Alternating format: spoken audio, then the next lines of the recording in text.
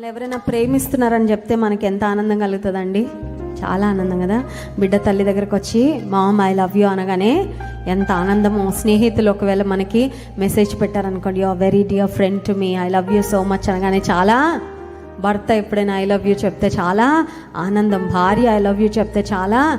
ఎవరైనా మనం ప్రేమిస్తున్నారు అనేసరికి పొంగి పొర్లు వస్తూ ఉంటుంది ఆనందం. కానీ కొన్నిసార్లు అనిపిస్తుంది నేనంటే ఎవరికి ప్రేమ లేదని. ఎప్పుడైనా అనిపించిందా? నేనంటే ఎవ్వరికి ప్రేమ లేదు, నేను ఎవ్వరి ప్రేమకి నోచుకోవడం లేదు అనే స్థితిలోకి కొన్నిసార్లు వెళ్ళిపోతూ ఉంటాం. కొన్ని పరిస్థితుల వలన we feel so down, so low and so depressed. చాలా నిరాశ అనిపిస్తుంది.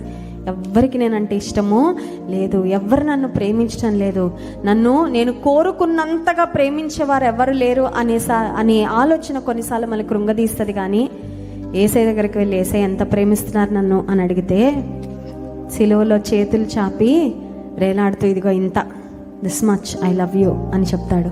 నా ప్రాణం అంతా నిన్ను ప్రేమిస్తున్నా. స్తోత్రం చెప్తాం. హల్లెలూయా.